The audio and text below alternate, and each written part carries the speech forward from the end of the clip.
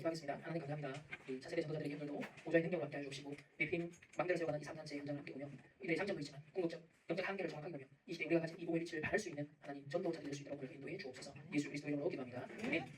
아홉 번째 주제는 3단체의 세계관 마지막입니다. 유해지 받고 프리메이슨 받고 유대인의 세계관을 살펴보도록 하겠습니다. 하나님 말씀은 요나서 1장 3절 한 절입니다. 동합니다. 그러나 요나가 여호와의 얼굴을 피하려고 일어나 다시스로 도망하려 하여 로바로 내려왔더니 마침 다시스로 가는 배를 만나니라. 여호와의 얼굴을 피하여 그들과 함께 다시스로 가려고 내 삭을 주고 배에 올랐더라. 이 요나와 같은 여정을 우리 전도자들 내년에는 가지 않아야겠죠. 유대인들은 그러나 참 이 일을 반복해왔고 지금도 복음의 본질을 놓치고 이 여정 속에 있습니다. 그리고 세상에 성공한 만큼 영향이 큰 만큼 많은 재앙을 몰고 오는 그런 역할을 참 하고 있다는 건 너무 안타까워요. 그래서 전도자가 초기부터 사실 이런 사상이 있으셨어요. 유대인을 복음하려는 듯, 유대인에게 복음을 전하려는 듯. 제가 고등학교에 청신을 하는 때도 이 얘기를 하셨어요. 그러니까 98년도에도 유대인을 복음해야 된다. 이런 결국은 복음이 시작된 것이 거기니까 돌고 돌아서 마지막 끝이 유대인이다. 그 얘기를 들었고 69년도에 제가 영국에 잠시 유학할 때 면담한 시간에 유대인을 연구해라 미션을 주셨어요. 그때 그게 망대가 되어서 지금까지 이 자리까지 있게 되었는데요. 그러면 이 유대인은 뭐 다른 나라도 중요하지만 유대인에 대해서는 좀 여러분이 공부하고 좀 이해를 할 필요가 있습니다. 전도자는 이 유대인의 숨겨진 사상을 이렇게 말합니다. 자, 유대인들은 자기들이 선민으로서 이방 세계를 살려야 한다라는 숨겨진 사상을 갖고 있다. 가정에서 계속 교육을 시키고 있는데 가장 대표적으로 토라, 쉐마, 특히 탈무드를 통해 이런 사상을 후대들에게 자꾸 각인시키고 있다. 복음 놓치고 나온 버전이 사실 탈무드잖아요. 원래 토라, 쉐마 이건 성경 그대로의 내용이잖아요. 근데 디아스포라 생활을 하면서 얼마나 힘들까요? 다문화 현장, 다운어 속에 생존해야 돼, 살아남아야 돼. 그러면서 유대 전통성, 정체성 지켜내야 돼. 그러니 그 치열한 현장에서 오직 복음으로 기도로 이런 그림 없이 생존하다가 만들어지는 그 지혜서가 탈무드거든요. 그래서 인본주의 의치를 보여주는 것이 어떤 면에서 저는 탈무드라고 봅니다. 탈무드가 오늘 유대인을 성공시켰고 한편으로는 오직 복음을 깨닫지 못하게 하는 방해 물량도 작용을 하고 있겠죠. 저와 여러분은 2030, 2080 시대를 살다 갑니다. 우리 후대들도 그 시대에 살다 갑니다. 이때 우리 남은 자 순례자 정복자의 정을 가야 되는데 하나님의 구속사에서는 계속 이루어지고 성취가 될 것인데 결국 전도자의 그런 땅끝으로 물론 개인의 땅끝도 있지만 실제 세계 복음화의 그런 땅끝으로 5천 종 정도 가고요. 유대인이 앞으로도 문제다. 그를 여러 번 반복해서 해명하시더라고요. 그러나 저도 가만히 보면 유대인이 결국은 모든 영역에 전 분야에 사실은 영향을 주고 뻗어 있습니다. 특히 문화, 사상 이런 쪽에 유대인들이 엄청나게 영향을 미쳐왔거든요. 본래 유대인의 정체성과 사명은 복음을 먼저 받아서 세계 복음화를 하기 위한 복의 근원으로서 제사장 나라로서 구별된 민족이었습니다. 복음 받았으면 전달해줘야 되는 역할을 해야 되는 거잖아요. 하지만 복음의 본질, 선교의 본질 다 놓치고 민족주의, 선민사상, 율법주의에 빠져서 복음 언약을 놓칠 때마다 참 비극적인 재앙의 역사를 겪어왔습니다. 그런 과정의 역사 속에 많은 비극 속에서도 유대인들은 또 일어나서 성공하고 영향을 미치는 인물들을 배출해 왔습니다. 칼 마르크스도 유대인이잖아요. 프로이트라는 심리학의 아주 중요한 원조도 이 사람도 유대인이잖아요. 아인슈타인도 유대인이고 오늘날 여전히 전통적 유대 교육과 정치 기도를 생활화하면서 경제, 교육, 문화, 과학, 기술 여러 영역의 세계적인 리더십을 발휘하고 있습니다. 4차 산업의 주요 기업들도 유대인 인재들이 실질적으로 창업하고 있죠. 그 팔란티어, 그 페이팔의 원래 창업자는 그 피터 틸이라는 사람. 이 팔란티어라는 지금 가장 핫한 주식을 벌이고 있는데 그 피터 틸도 유대인입니다. 피터 틸. 하지만 이들의 성공 그 이면에는 뭐가 있을까요? 많은 상처가 있습니다. 그리고 우리가 힘이 없으면 당한다는 위기의식 굉장히 민감해요. 늘 소수자하고 있으면서 힘이 없으면 당해왔잖아요. 그러니까 그 안 당하기 위해서 방어 본능이 생기잖아요. 그 힘이 있을 때는 모든 걸 장악해 보려고 해요. 이번에 팔레스타인의 그죠 가자 지구에 하신 거 보면 단순한 보고가 아니잖아요. 자기가 당한 만큼 이해는 이게 아니잖아요. 기회가 생기면 완전 죽여버리고 그냥 완전 그냥 싹을. 근데 세상에 아무리 싸워봤자 또 기어 올라오고 또 후대들은 그쪽에서는 또 막 원한을 품고 앞으로 자폭해갈지 이런지 모르겠지만 또 다른 원한과 상처들이 망감들이 그래서 반유대주의 정서가 사실 지난 한 거의 2년을 거쳐오면서 전 세계 반유대주의적 정서가 확 올라왔죠. 지금 미국에도 그때 대학가도 막 나뉘잖아요. 유대인들을 옹호하는 세력과 반대하는 세력이 확 또 나뉘잖아요. 그나마 2차 세계대전에 당했던 그게 600만 명이 죽었던 거기에 대한 좀 인권적 측면에서 좀 보호 본능을 자극했단 말이에요. 그가 몇십 년 동안 그 이미지가 그래도 유지가 되어가서 지지하고 유대인들 앞에 공감하는 그림이 전 세계적인 그래도 분위기였잖아요. 이번에 이 사건들을 통해서는 그걸 확 만들어냈습니다. 그러면 유대인의 세계관 한번 뜯어보겠습니다. 첫 번째, 하나님은 이스라엘에게 언약을 주셨습니다. 이게 원래 정체성이고 원래 세계관이고 가치관이잖아요. 성삼위 하나님께서 창조 사역을 하셨습니다. 그리고 창세기 3, 60일 사건이 팍팍 터졌어요. 이 역사들 사건 연속에서 하나님이 아브라함이라는 사람을 부르십니다. 유대인의 조상. 창세기 3, 6, 11 사건이 발생한 이후에 하나님으로부터 부름받는 한 개인, 한 가문이 나오는 거예요. 그래서 이 사람을 통해 큰 민족을 이룰 것이다 약속하시고요. 어쩌면 아담과 하와가 실패해버렸던 그 언약적인 계획을 다시 하나님이 한 나라를 통하여서 이루시려고 준비를 시키는 거죠. 이것을 통해 땅의 모든 족속이 복을 받게 될 것이다.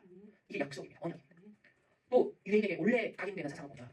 출애굽하자마자 주신 말씀이 너희가 내 말을 잘 듣고 내 언약을 지키면 간직하면 너희가 모든 민족 중에서 내 소유가 되고 너희가 내게 대하여 제사장 나라가 되며 거룩한 백성이 되리라. 그리고 이 말을 후대들에게 자손들에게 전할지니라. 언약 받았으면 그 언약을 후대들에게 전하는 거 이게 원래 유대인의 이제 문화이고 언약 전달을 목적으로 절기하는 것도 있는 것이잖아요. 본질을 놓치니까 다 껍데기만 남게 되는 거죠. 이사야서 62장에 보면 세계복음화 사상이 나옵니다. 백성들이 올 길을 닦으라. 큰 길을 수축하라. 노를 제하라. 만민을 위하여 빛을 들라. 하나님 처음부터 이렇게 글로벌 사상이 계속 시대마다 글로벌 사상이 흐르고 있거든요. 그리고 예수님 당시에도 초대교회도 오직 성령 받으면 예루살렘 넘어 온 유대 넘어 사마리아 그리고 땅끝까지 내 증인이 되리라. 근데 아시다시피 베드로도 좀 한계가 있었잖아요. 그래서 안디옥 교회 바울 같은 팀을 하는 두 차도반이었습니다. 장기적으로 고질적인 문제가 있었다는 거죠. 두 번째는 이런 언약 세계복음화 언약 놓치니까 민족주의 그리고 거기서 선민사상까지 확장이 되어갑니다. 그 대표적인 예가 오늘 읽은 본문에 나온 요나 아니겠습니까? 딱 요나는 한 인물을 통해 구약의 이스라엘을 보여주는 거거든요. 유대인을 딱 보여주는 거 한계를. 여호와의 말씀이 아미떼야 할 요나에게 임하니라. 이르시되 너는 일어나 저 큰 성읍 니느웨로 가서 그것을 향하여 외치라. 그 악독이 내 앞에 상달되었음이라 하시라. 그러나 요나가 여호와의 얼굴을 피하려고 일어나 다시스로 도망하려 하여 아담도 타락하자마자 하나님 사람이 어디 있느냐 하는데 그 낯을 피하여 동산으로 숨어들었다 했잖아요. 하나님을 찾아야 되는데 하나님을 찾으시는데 오시면 하나님 명령을 내리는데 명령 거부하고 이제 탈영병에서 탈영병은 뭐예요? 총살령이다. 죽어야 돼요. 요나가 지금 그 일을 하고 있는 거지. 마침 다시스로 가는 배가 막 있었어. 여호와의 얼굴을 피하여 다시스로 가려고 뱃삭을 주고 배에 올랐더라. 기가 막힌 타이밍.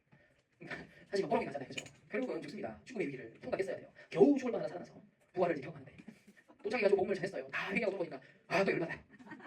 요나가 매우 싫어하고 성내며 여호와께 기도하여 이르되 여호와여 내가 먹고 있을 때 이루어가겠다라고 말씀하지 아니라 하니까 미래를 내다볼 만한 지혜도 있어. 이 복음이 전포되면 회개할 거다. 예견도 다 하고 있어. 신학적으로도 다 알아. 하나님 어떤 분인지도 알아. 복음이 사람을 변화시킬 것도 알고 있어. 근데 악질 중에 악질이죠. 빨리 그래서 내가 다시스로 도망했었다. 이렇게 변명을 합니다. 그래서 단회적으로 끝나잖아요. 이 성경 지속이 안 됩니다. 결국은 북이스라엘 멸망은 이 아수르에 의해서 일어나죠. 만약에 지속 성경을 했더라면 북이스라엘의 멸망의 운명이 바뀌었을 수도 있습니다. 두 번째, 완고한 전통과 율법주의 완전 참잡해 있었죠. 유대인들은 6월절 명절이 되면 지금도 3주간의 긴 휴일을 갖습니다. 6월절과 무교절로 이어지는 절기가 기본적으로 일주일이 이어지고요. 6월절을 앞두고 집안에 있는 누룩을 제거하는 별도의 시간을 일주일 동안 갖습니다. 무에 부풀려지는 곡물들은 모두 제거해야 하고 아침 식사 대용으로 먹는 켈로그, 시리얼 조각도 남아있으면 안 돼요. 구석구석 뒤져서 찾아내야 됩니다. 바쁜 현대 유대인들은 이 누룩 제거를 대행해주는 서비스 업체가 있습니다. 이때 많은 가구들이 길거리에 버려져요. 오염됐다고. 그래서 한국 유학생들은 요 때나 싶어서 죽어온다고 하죠. 신명기 16장 12절 13절에 보면 너는 애굽에서 종패였던 것을 기억하고 이 규례를 지켜 행할지니라. 너희 타작마당과 포도주, 틀에 소출을 거두어들이는 게 1년 동안 초막절을 지킬 것이요. 이렇게 지금도 초막절을 지켜요. 광야 예정 동안 자기들이 어떻게 살아남았는가 그걸 후대들에게 이제 경험시키는 초막을 만드는 행사들을 합니다. 실제로. 그래서 이스라엘에 가면 아파트도 베란다의 구조가 특이하죠. 초막을 지을 수 있는, 텐트를 지을 수 있는 여유 공간이 크게 나와 있어요. 그래봤자 본질은 딱 보시고 절기만, 껍데기만 열심히 붙잡고 있어요. 또 안식일도 철저하죠. 그날을 돌이키는 자는 모두 죽일지며 그날에 일하는 자는 모두 그 백성 중에서 그 생명이 끊어지리라. 실제로 BC 169년경 이 마카비 왕조 때 외부에서 침공을 하는데 전투를 하다 다 죽어요. 이유가 안식일이라서. 대단하죠. 목숨과 같이 이런 느낌. 또 생명과 직접 관계 없는 의료 행위도 금지. 뼈가 부러워서도 생명이 지장이 없으면 응급 조치만 하고 치료는 그 다음 날에 합니다. 지붕이 무너져 깔렸는데 살아있으면 구조하지만 죽었으면 다음 날 지단에서 시신을 수술한다고 합니다. 또 안식일에는 공부는 할 수 있지만 펜으로 작성하는 것은 금지. 답답하죠. 어디까지 허용이고 어디까지 너무 이미지적이죠. 그렇죠? 그러니까 실제로 성경에서 명리한 것 이외에 그들은 수많은 조항들을 만들어서 나름대로 이제 실생활 속에 적용을 하지만 참 본질로 치면 이런 삶을 살게 된다. 그래서 어떤 영상을 보니까 높은 건물에 그 엘리베이터를 타야 되는데 이 누르는 것도 노동이니까. 그렇게 어떻게 해야 될까요? 계산도 안 되죠? 그래서 영상에는 그 장면이 나와요. 1층에서 끝층까지 이렇게 다 눌려져 있어요. 자동 설정. 그래서 몇 층마다 서는 거예요. 안식일에 세팅이 되어 있는 겁니다. 그게 얼마나 되겠어? 몇 층마다 서야 돼. 답답하죠. 근데 그런 유대인들 세계를 정복했다는 거죠. 고난의 역사도 겪습니다. 복 놓친 결과입니다. 그래서 늘 노예포로 속고 흩어지고 당하고 유랑 회생을 하죠. 심지어 마태복음 27장 25절 26절에 결정적인 게 나오잖아요. 백성이 다 대답하여 그 피를 우리와 우리 자손에게 돌리지어다. 본인들 책임지지 못할 말을 남겨요. 이에 바라바는 저희에게 놓아주고 예수는 채찍질하고 십자가에 못 박히게 넘겨 죽이라. 그 결과 쭉 70년. 그러니까 아이러니한 건 그 바라바가 어디 출신이냐 열심당한 출신이거든요. 과격파잖아요. 이스라엘 해방을 외친 민족주의 과격파 자기들. 그 열심당한 출신의 바라바 살인자 바라바는 놓아주라. 그 예수는 못 박아 죽여라. 그랬어요. 근데 얼마 지나지 않아 쭉 70년 이스라엘 정정과 성경은 다 무너지고 이때 6월절 절기에 해당해서 디아스포라 유대인도 5천만이 들어와 있었어요. 110만 명이 상상합니다. 근데 이 70년 로마가 이스라엘 침공해야겠다. 이걸 완전 촉구해야겠다. 결정적인 그 원인점을 누가 했어요? 주 66년부터 이 아까 열심당원들이 해방운동을 전개하면서 유대 군인들을 주둔하고 있는 유대인들을 죽이고 그래서 탈환했잖아요. 그래서 로마가 안 되겠다 얘네들. 사실 열심당원들이 그런 일을 했기 때문에 결정적으로 이걸 완전 촉구해야겠다는 결정을 로마가 한번 내리게 된 거예요. 바라바를 놔줬잖아요. 자기 어떤 면에서 완전 뒤통수 때리는 일이 된 거잖아요. 열심당원 내줬는데 열심당원이 이스라엘 전체를 쫓아시키는 원인점으로 하는 세력이 됐습니까? 이게 어떤 하나님 편에서 정의실현이잖아요. 그렇죠? 그 이후에도 유대인들은 디아스포라 생활하면서 곳곳에서 어려움 당하고 가솔림 당하고 사회적으로 소외 당합니다. 물론 직업도 가질 수 없어. 근데 이는 워낙 탁월하고 뛰어난 인물들이니까 성공을 해요. 살아남고. 그래서 계속 시기 질투의 대상도 되어 왔습니다. 그래서 가장 결정적으로는 히틀러죠. 너무나 비극적인. 그 당시에 비참한 것들 유대인들의 역사가 혼란이라고 가보세요. 꼭 가보세요. 어느 나라에 가든지 유대 혼란이 있는지 확인하시고 꼭 가보십시오. 너무 비참합니다. 안내 일기도 우리에게 전해지고 있죠. 저는 워싱턴 홀로코스트란 시드니에 있는 유대인 기념관, 또 프랑스에서도 갔었고 또 독일에서도 가봤어요. 홀로코스트가 전하는 메시지 다 일관되더라고요. 그리고 후대들에게 월 10년이 안 돼. 힘의 없음 당한다는 것을 남기는 것 같습니다. 스티븐 스필버그도 유대인이잖아요. 홀로코스트를 직접 겪은 세대도 아니고 그 부모님 세대를 직접 겪은 건 아니에요. 근데 미국으로 이제 이주를 와서 성장한 티식이죠. 스티븐 스필버그가 성공을 했습니다. 쉰들러 리스트로 아카데미상을 타고 그리고 그가 했던 프로젝트가 뭐냐? 쇼와 영상 역사 재단을 설립하죠. 홀로코스트 생존자들의 증언들, 경험들 영상으로 남깁니다. 후대 교육용 제작 자료로 제작해서 영구히 남겨서 강의시키려고 쇼와 역사 영상 재단 5만 2천 개의 영상을 만들어요. 56개국의 32개 언어로 번역을 하고 5개소에 각 한 번씩 다 보관하고 있습니다. 유대인들은 지금도 절기가 되면 또 6월절다 하면 다 이렇게 절기를 지키고 계승하고 후대들에게 교육하고 하지만 딱 한 가지 메시아 그리스도 성취된 언약만 모르고 있습니다. 인정하지 않죠. 다섯 번째는 유대인의 교육은 뭐 정평이 다 있죠. 엘리트 교육으로 잘 알려져 있어서 다 배우려고 합니다. 유대인에게 배우는 자녀 교육의 비밀 관련된 뭐 책은 일본에도 많이 나와 있고 우리나라에도 정말 많이 나왔습니다. 토라는 모세오경이죠. 그리고 미시나는 구전율법을 개발하는 이 구전율법인 미시나의 해설서이고 탈무드는 바로 토라, 미시나, 게마라 이걸 다 합친 종합 주석, 종합 규범서입니다. 그래서 분량이 너무 방대하죠. 한 편을 다 실어야 할 정도로 분량이 방대한 것을 알려집니다. 원래 탈무드는 총 63권에 12,000쪽이나 되는 방대한 분량인데 BC 500년부터 약 1000년 동안 2,000명의 유대 현인들의 지혜가 담겨 있습니다. 시대 상황에 따라서 다양한 해석을 담고 있고요. 탈무드는 현재도 유대인들의 신앙과 삶에 있어서는 근원적인 텍스트입니다. 그리고 첫 장과 마지막 장의 공백을 남겨두는 것의 의미는 시작과 끝이 없는 탈무드의 평생 교육을 의미한다라고 하고요. 결혼한 남자는 가장으로서 성숙하기 위해서 1년 동안 직업을 가지지 않고 회당에서 탈무드를 집중 교육한다는 거죠. 그러니까 평신도들도 1년 동안 남자들이 일하지 않고 RTS에서 와서 신학 교육을 합니다. 그게 유대의 문화라는 거죠. 이때 아내가 일을 하고 유대인 공동체에서 경제적 지원도 해줍니다. 좋다. 지금 여기서 뭐 하고 있나요? 우리는 탈무드를 공부한다. 어릴 때부터 성인이 되어서 평생 동안 탈무드를 계속 공부한답니다. 그리고 이 탈무드 안에 수학, 과학, 일반적 학문도 다 들어있다는 거죠. 그러니 이 목사님, 이 유대인들은 후대들이 탈무드 하나만 제대로 이걸 읽어도 모든 분야를 다 볼 수 있다. 그 속에서 자기 것을 찾는다. 이 과정은 우리에게 필요한 거예요. 랩런들이 많은 현장들을 보여줘야 된다는 거예요. 토라, 쉐마, 탈무드를 읽고 함께 포럼하는 장면이고요. 이때 달란트를 발견할 수 있게 되는 거죠. 이런 인턴십 경험이 가정에서도, 회당에서도, 학교에서도 일어나니까 일관된 교육이 되는 거죠. 우리가 지금 어떤 못하고 있는 게 교회 교육, 학교 교육, 가정 교육이 다 엇박자. 그렇죠. 같은 의식을 갖고 같은 목적을 갖고 같은 텍스트북을 일관되게 거쳐나온 아이하고 막 이것저것 다르죠. 집중력도 다르고 일관성도 다른 거예요. 그래서 우리 다빵도 이 랩런트 전도학과 같은 너무나 좋은 종합 규범서를 주셨는데 이게 교육 커리큘럼화 시킬 수 있는 작업이 필요한 겁니다. 그러면 공통된 우리는 교육 커리큘럼을 랩런트들에게 다 갖고 있게 되면 어느 교회에서 어느 대학교에서 다시 활용할 수 있게 되잖아요. 지금 다 깎여놓기만 하는 거예요. 깎여놓기만 하면 너무나 제한적이죠. 색깔도 각자 다양할 수 있고 통일성이 없어요. 랩런트 유대인들은 수천 년 지나도 왜 정체성이 공유가 되죠? 같은 텍스트북이기 때문에. 같은 정체성 교육이 일어나기 때문에 디아스포라 생활하고 문화 공부가 달라도 나는 유대인이라는 그 정체성이 수천 년간 이어져 오는 겁니다. 그러니까 그 속에서 역사상 사명 의식을 가진 사람들이 성공도 하는 거예요. 내가 유대 민족을 위해 뭘 기여할 것인가를 찾아내는 거죠. 유치원에 입학하면 회당이 운영하는 유대인 학교에서 주 3회 정도 역사, 유대인의 역사와 전통, 히브리어, EDC어를 교육받습니다.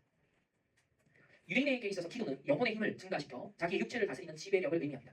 유대인 아이가 5세나 6세쯤 되면 기도문이 남겨있는 세데르라는 책을 가지게 돼요. 이걸 스스로 읽게 되면 온 가족이 회당에 모여 함께 축하합니다. 그게 세데르 파티라고 하죠.